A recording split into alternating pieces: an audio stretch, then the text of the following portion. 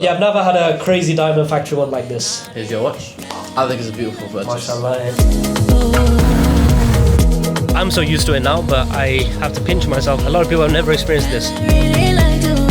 Trend line build up.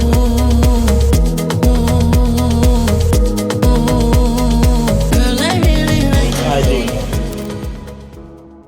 The problem I found by living on the beach, we live on the waterfront, so every day I'm looking out to the ocean and all I see is people on yachts, people having parties, people having fun on the beach, and that gives me major FOMO. And obviously I have my routine, I have my work, so I try to stay firm on that, and I do. But what I do to compensate is I always try and go out to work. Not every day, but most days I like to go out and work somewhere else. Raffles on the Palm, crazy hotel, I'm there very often, and I also like the Royal Atlantis. There's different places to go, so I'm gonna head over now to the Royal Atlantis. We're coming up to New York session very soon, and so what I'm going to do is head over there and then go get a coffee. Typical trading on the beach, I know, the Forex lifestyle, I know, but I think it's fun to get out and work and enjoy the city, and obviously have my headphones in, my laptop, so I'm locked in on my work and still, you know, enjoying this beautiful city. So I'm going to head over there.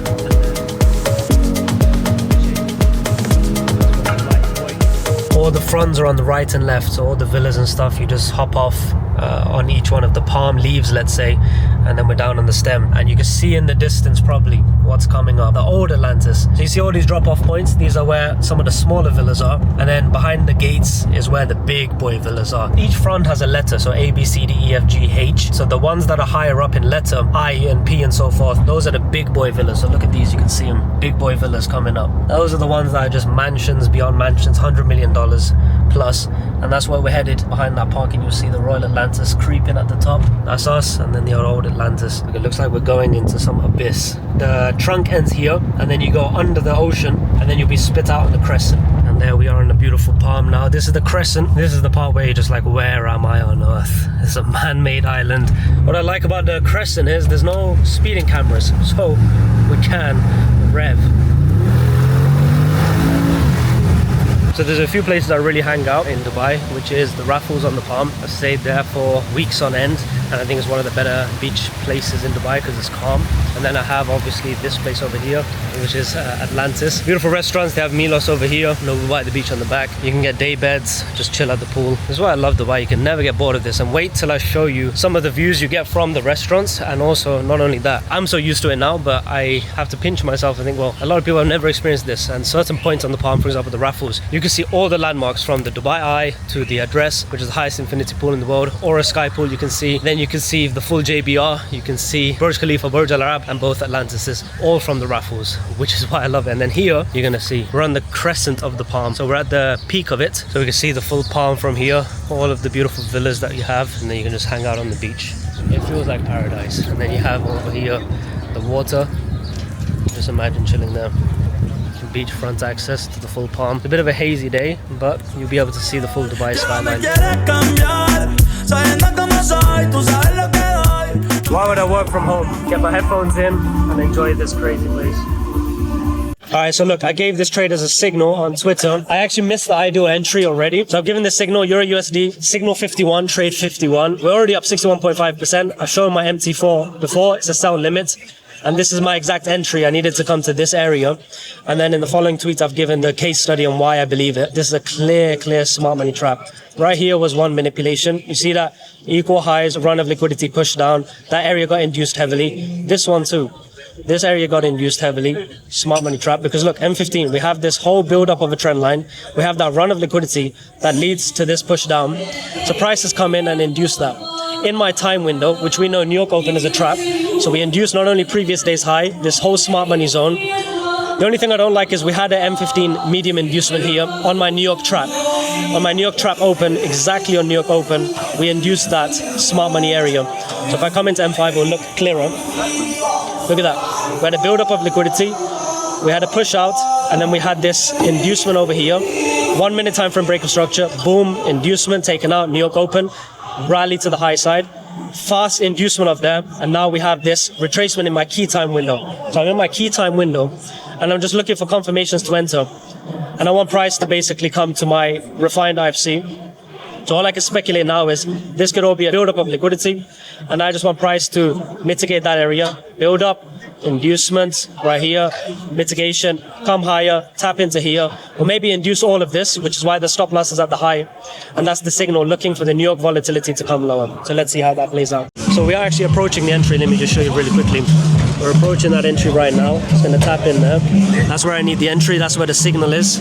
So we just wait. And again, it's signal 51. So I'm not too concerned on the outcome. I've had 18.5% on signals this week. So we're looking solid already. We just need to keep on a good run. But I know that after a winning streak, usually a losing streak comes. So we maintain risk composure. We remain in our analysis. We don't jump into things recklessly. We're trading.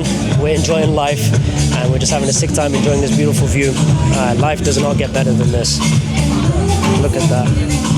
So I've just given a signal on Twitter. Let's have a look at how that is. I've been to the Atlantis a bunch, but never here. This is something else. Wow. So we are in a tense moment because I wanted the inducement high. So we are exactly coming to that inducement zone. We're going for that liquidity, so I need to see are we going to get any inducement or not. And I needed to protect this high and we're going for this liquidity. The reason for that is because we had an inducement low. The fact that we had an inducement low, tapping into this area, which could be a demand, I'm not sure, gives it fuel. So we had this build up, so I want price to induce, but to be honest, it could also just induce the whole level, in which case we'll hit our stop loss and then maybe get an reversal. So I'm not too entirely sure, but am I going to stress? Am I going to worry? No, this is signal 51, we've done this plenty of times. We're getting that kind of inducement now, which is what I wanted to see. So as long as we don't induce the high, we're good. So still looking fine actually. I just need to see price react now. If it comes higher now, then we're finished, obviously. But everything is now complete. There's no further consuming of the POI. We've grabbed the liquidity. So Twitter is waiting. The signal is given. We're in the trade. Price is just reacting off the zone. Grab that liquidity. Alright guys, so just to a recap, we did hit stop loss. We reduced risk, which was a good thing, but we did hit stop loss in the end. So as I mentioned earlier, New York trap was the one to grab all of this liquidity here. So we knew that this was a reason against us and strong volatility. All of this trend line became a liquidity target. That smart money trap became an inducement on the time window. And then look at that strong reaction. So I knew I was fighting that, which is okay. I took a considered risk based on the smart money trap, previous day's high liquidity, medium inducement, and then time to give the time window and then also lower time frame confirmation. Everything was kind of there. Now the ideal entry, as I spoke about, we missed and we should have got a break even, but it led to a loss because I was slightly chasing the trade. That's okay. But look, when price makes that high after the medium inducement and then that push down, fails to make a higher high and then goes on to make an internal lower low, that is our two-leg protocol. Entry there, stop loss there. That should have been the entry we took, but we didn't because I was getting into this place. So we should have taken entry around there. Stop loss at the high, so it would have been within our acceptable range, 3.5 pips or so. And then break even right here when price does M1 shift. So we should have price come here, hits break even. We don't take any profit because we take profit at 1 to 3 and then it would have reversed. But because I didn't take that entry, I was still in my key time window. We had that inducement low to come higher. I thought we'd grab this liquidity. Reaction over here, but look, it's just come higher. So here's what it is. We took a loss. I've updated Twitter now. There's been a loss. I've said over here, reduce risk on this point. When we start to have a reaction, and then it's just signal 51 minus 1% brings our total to plus 60.5. So it is what it is. It's been a solid week. So whatever, loss is a loss, but at least we always show up. That's the main thing. We allow time to play out, and we always show up every single day. All right, basically this trade is over. I'm not really seeing signs of anything. We had obviously this, not demand area, but area where we had this build up, inducement, and then bullish break of structure, mitigation, push out. Then we had this area, price leading in, but then we had this inducement low of that build up, push out, mitigation, push out. So we're seeing no real signs of bearish price action, so there's no real reason to keep searching for sell.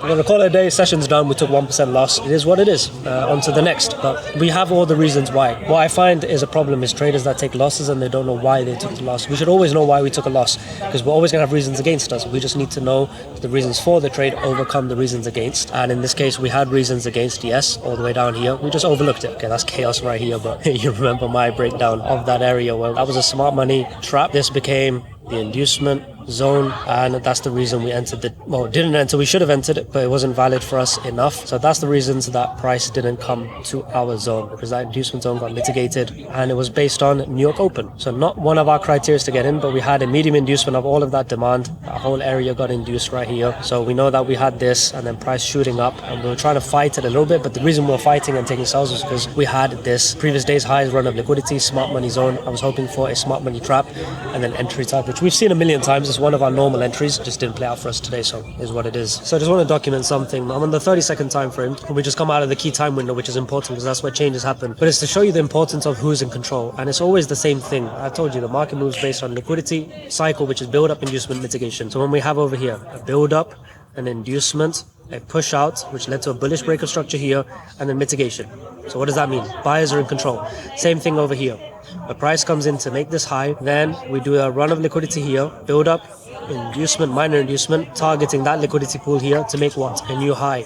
So we have inducement to push out, inducement to push out, and then same thing over here, trend line build up, magnetized towards here, just like it's magnetized towards here. Then we have this build up, we have this inducement, and then push out once again. So these are opportunities to get in, and that's how you know also to avoid sells. So whenever you're in a trade, whether it's selling, whether it's buying, or if you want to get into a trade, read these things, because that's how the market is going to move. It's going to go from inducement 1 to inducement 2 to inducement 3 to target liquidity pool, that trend line over here, that trend line over here, liquidity pool to liquidity pool, the vehicle being inducements. So that's how you stay out of trades or avoid losses, how you read a POI if a POI is going to fail, and also when you're in a trade to see if it's going in your direction, if it's to stay in control. So that's just some key nuggets. I couldn't get in, nothing really here was completely valid for me. If anything to take would be here, but when I see this build up on this inducement demand, when I see this build up, inducement low, bullish break of structure, that right there is a good entry with that stop loss. That's exactly how you'd get in. I don't know why. I'm just not that good with buys, if I'm honest. If you see my signals, majority of my signals are sells, majority. So sometimes I just invert the chart, but I didn't do it today. So there we go.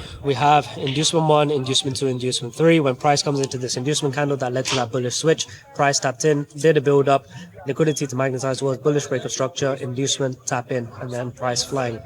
Didn't get in, but maybe I should have. Hey, oh well, I'm calling it a day, and let's head off to our next adventure. Oh, this beautiful view, but we still took a loss. Take from that what you will. So coincidentally, as I was trading, vlogging, and also enjoying this, I actually reached out to my friend who has a special watch in store for me. So I might just go and take a look and maybe even cop it. I've had eyes and Kiesel before, but I told him I'm not a diamonds guy at all. Never enjoyed diamonds. But if I do get diamonds, it's factory. And he said, okay, bro, I got something for you. So I'm gonna go check it out.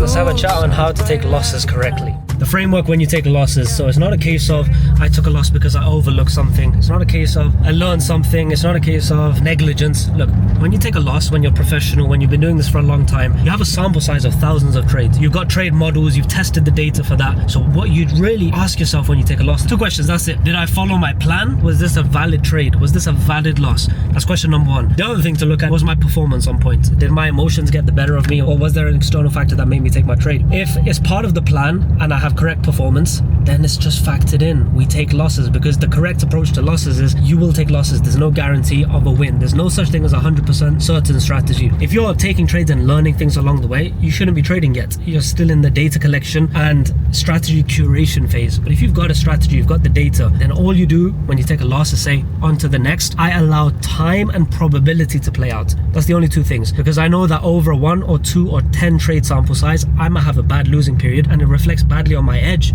That's a small sample size. But on a 1,000 trade or a 100 trade sample size, I know that I have an edge. So I just need to allow probability and time to play out. So whenever I take a loss, it's not a case of I overlooked XYZ. Those things were always there. And it's just a case of we took an educated risk. And whenever we take a loss, we should understand the loss. If you're a beginner trader, you'll always thinking, it's part of the game. It's just unlucky. I got a stop loss hunt. I learned a lesson, this and that. That's great in the beginning. But when you're professional, you need to say, before you get into the trade, what are the reasons against me? That's called the devil's advocate. And then you take a trade despite that. You overlook these reasons because you know it's a calculated, educated risk. And then if that trade happens to be a loss, you say, okay, it was worthwhile. I entered for a reason. The reasons that were against me played out. That's fine. And now I allow time and probability to play out and on to the next. That's all we really say. Double AP gang, let me know which one you like more. Rose gold, it looks different in every lighting, whereas the steel looks solid either way. But this one in low lights in restaurants bangs, and in the sun bangs, but in this like normal lighting it's not that beautiful, but steel is always shimmering. For example, this in the night now looks sick. I mean, they're the same watch except for the gold is a 50th anniversary. This is just a regular steel. Every light is different.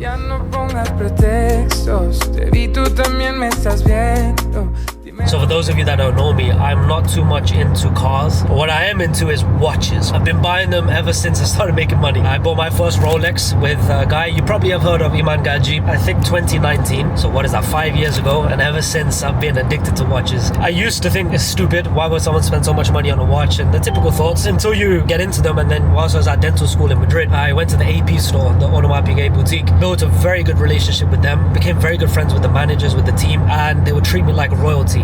So good. Birthday events, they'll give me tickets to the Bernabeu for Real Madrid games, the Golf Open VIP tickets. They would always treat me like VIP. They even flew me to Switzerland. That was reserved for people that have spent at least $1 million, and at the time I'd only bought 3 or 4 watches, and they gave me the honor to fly to Switzerland, flew me out, hotel, travel, VIP driver, everything, just to visit the manufacturer. When you see how the watches are made and you really develop that love for the craftsmanship, that's ever since I've been hooked. But why am I into watches? First of all, look at this view to downtown. The reason I'm into watches is because, first of all, they hold money. So I don't look at it as spending money, because the money is not going to go anywhere, really. I've always bought at retail. So every single one of my watches is in profit. Even the losing pieces, I walk into a room, believe me, the amount of people that before they make eye contact, I put my hand out to shake, they will look at my watch first and then look at my eyes. They've already profiled me. They've already decided, okay, am I worth their time? What kind of an individual I am? And it's virtue signaling, yes, but it's just playing status on a better league. Your first impression counts. And as they say, don't hate the player, hate the game. And I try and play the game, because if you walk into a dinner, and again, it's also the life setup I'm in. I'm meeting new people all the time. And if you come presentable, dressing well, have good stories to tell, have stuff going on, that's all fine. That all comes. But if you walk in and you're at a table of 6 and you have a 100-gram watch on, people notice and they will treat you different. And just out and about in the city, the amount of conversations that have been started because of a watch with strangers, it's ridiculous. So the way I'm looking at it is I get to benefit from enjoying a beautiful watch. I get to park my money and maybe even make money. And the things it does for your status and networking environments, it's a win-win-win. That's the reason I'm kind of picking one up today. So my watch collection itself is quite big. I have way more money parked in watches than I have cars. So out of all the things I spend on watches, is probably the thing I spend on the most. But I don't consider it spending, I consider it investing. I don't know exactly how many I have. I think I have 11 or 12. My collection is worth well over $1 million, and it's something I love. I don't want to have $1 million in cars. I could pull out an SVJ. I could pull out some crazy Lambo or Urus or Ferrari. I could, but I like my watches, man. The way I look at it is you got to have investments. You got to take your money out of the market and you got to put it into things of use. So you can have into 3 main areas: a cash generating business, that's number 1. Number 2, you should put it into revenue generating investments. For example, stocks that give you dividends. Putting it into the property market, you have rental yield. Putting it into crypto, no, because it's an appreciating asset, or a speculative asset, we should call it. That's the 3rd category. Watches, crypto, these kind of things, where it's speculative, you hope it goes up. Unless you're buying watches at retail. In that case, enjoy the game, enjoy the process, enjoy the VIP concierge experience. You meet cool people. The amount of people I met through AP at the dinners and the events is crazy. Look at this, man. What's your favorite out of all of this? Has to be the skeleton. Oh yeah, not the 5711. No. It's kind of both. Like, you see those 3 pictures there? When I first started in watches... Right, that one I get, that one I get. Yeah. That one I don't get. Why is the root beer in your top 3? I don't know. Like, when I first got into watches, I looked at these 3 and I was like, fucking hell. Nah, like, these 3, have to be my collection. Top 3 is 1, 2, and then a platinum Daytona with the baguette markers. So I pretty much got your top 3. Pretty much, man. Bro, let me dig in, man. This is better than a buffet. Dig in. For real. So I had this before, Olive RBR. I got this for like 65, and then I sold it for 80-ish. Right. I know. That's the okay. Well. I thought it was going to be a sad story. But, you know, a misconception is you buy it retail, you go sell it in High and Guard, and you make a flip. I think that only applies to Rolex mainly. Like if you buy an AP, bar codes, if you buy any Royal Oak, you're good. If you buy any 5711, any Patek. This is the highest margin that you can go, Panda. Me personally, I love it. I think it's so boring, man. When I look at watches, I look at this watch, I think accountant. But people that wear this, they're the type of people to wear like a black suit and a white shirt. Accountant. That's why they buy that. Accountant, yeah. I'm gonna try this on, bro. In fact, I've never actually worn this in my life. This specific one is a 2015, so it's an old clasp. How's it work? The old clasp is a bit stiff, so you have to just pull it. I guess that's good for robbery, it's just harder to get robbed. Yeah, that one can't get robbed. Sheesh, look at that, man. It's the same, and then after that they made the new clasp, which is just a click. Okay, talk to me about Eisenkiesel versus a normal chocolate dial. So the Eisenkiesel, what's special about it is, I think it was like something fell onto earth, a big ass stone. Rolex decided to buy that stone, and then they cut it up and put it into dials. Is that not the meteorite dial? That's both of them. Eisenkiesel is a meteorite too. So when you have an Eisenkiesel, you're the only one with that exact pattern. That's the beauty of it. So the one in your hand is 247. Okay. This one is 320. Ah, okay. It's Man, the this eight as a trio, I think that has to be someone's top 3, bro. If you want to make a top 4, bro, that's an elite lineup. Bro, this You throw in lineup- RM just for those Just for the flexing vibes. days, but Yeah, just for the I've vibe. never had RM. I've only had one on my wrist before. I'm not that much in love with them. Yeah. But what is your top 3? Like in general, forget this collection, just in life. I mean, you've already got one of them. Yeah. The Rainbow Daytona, bro. You can't beat that. That'll be my top 3. Bring that next time, bro. Have you ever seen Oh, one? sorry. Watchers are likely to follow crypto, right? 100%. Alright, so if crypto's coming up, these are coming up. Exactly. I guess you guys know more about crypto than me, so. Actually, no. I've only lost money in crypto. Yeah? I haven't made a penny. I lost a lot of money in crypto. Just Forex. Just Forex, man. That's my space. Bro, when in Madrid, I have the boutique, and one of the guys there, Yeah. he's a watch enthusiast like no other. So sometimes I'll go there and he'll tell me all the stories on like what a flyback chronograph is. So this one, regular chronograph, well not regular, it's the 50th anniversary. Now the reason they were using this was in aeroplanes, when they didn't have the whole digital setup, they'd use a watch. So they'd map a journey and say, okay, we gotta go at this speed, we go north for 10 seconds, then slightly west for 14 seconds, whatever. And then use this as the timer. So okay, 10 seconds, whatever, because they know the speed. People found out that by the time you have to press stop, reset, start, You lose the it. planes moved. So they created, after the normal chronograph, which was having that small second delay, the flyback. So the flyback is simply, you see those 3 pins moving at the back. That's the difference between a flyback and a normal. So all that happens is you start it, then instead of pressing reset, start, it just resets and starts in one. I mean, the reality is, no one uses watches to tell the time. No one. I don't even use it. And Bro, good luck trying to tell the time on a I don't skeleton. set any of them. Yeah, mine dates are wrong, day is wrong, and the phone is for the time, this is for the statement. They told me at the boutique, rose gold changes colour over time. With the more you have in the sun, the more perfumes and shit on It it. goes back to yellow. Do you see the difference in color? I don't know if the camera can pick it up. Yeah, but my one So- is not that far. This from is the Patek. ever rose. This is the most rose you can get. Then you got this one. You see, there's different shades of rose. So I'm thinking this, man. Should I'm motivate thinking the yourself. eyes and keys, bro. You know what it is? It's conversation starter number 1. Yeah. Meteorite dial. Yeah. Yeah, I've never had a crazy diamond factory one like this. Yeah, bro, let's grab this. I'll give you that one for 56. It's a 2022. I'll give you box papers, the whole shebang. $56K. Or we play FIFA for dollars or pounds. Now the TV is not on yet. You Okay, can yeah. either flip a coin, rock paper scissors, I'm not doing any of that. or arm wrestle. That's what I bought my boy. That's That's what I bought my boy. Oh, okay, no. You know what? For content, why not? Why not? For the vlog, I'm gonna go rock paper scissors. Over £1,000. If I lose, you give me 55, and if I win, you give me 57. All right, let's do it, bro. Yalla, let's. Rock, paper, Watch scissors. what I'm about to do. First 2, 3, or best of 3. Best of 3. I'm gonna go scissors. Rock, paper, scissors. At least I'm honest. 1-0. Wait, you have to do the rock, paper, scissors, shoot. Yeah, it's on shoot. Oh. Yeah, on Rock, shoot. paper, scissors, All right, scrap that. No, Scrap no. that. Rock, paper, scissors, shoot. 1-0, bro. I didn't say I was going scissors that time. My games. Go on, 1-0. Rock, paper, scissors, shoot. Ooh. 1-1. 1-1. Rock, paper, scissors, shoot. Rock, paper, scissors, shoot. Yes, 2-1. It's done. We said best out of 3, not first to 3. We clarified all of this. And that's, ladies and gents, how you save $2,000 on eyes and keys. Is that the first time you lost? Yeah. Man. Bro, I honor the games. I love There the we games. go. There we go. It makes it more fun, bro. I like it. Here's your watch. I think it's a beautiful purchase. Mashallah. Eh? Eyes and keys, all diamonds everywhere. First proper Diamonds diamond everywhere. watch. And you came prepared. You came with these two. There we go, yeah. That's your black chrono. 50th anniversary rose retail, gold. baby. We need to go resize it quickly. This is all yours. I'm hoping to give you a lot more of these bags. Your top 5 customers in Dubai. Top 5, bro. Top 5. Make me top 1 and then we'll talk. Come back. We'll come back. Alright, so much, dude. bro. Appreciate Thank you, it. bro. Thank you, bro. Tú sabes que eres mía, mía. Ladies and gents, we have made it. I couldn't get it sized in the end. It's still a bit loose, but I'll go back tomorrow and get it fitted and everything. But yeah, I just want to close out with my boy Noor, and we're at our favorite spot, Trove. Steak, healthy stuff for me. What you got, bro? Wagyu, rice, all of this. We're just gonna chill, talk about life, and enjoy the beauty. Enjoy it. There we go. Peace.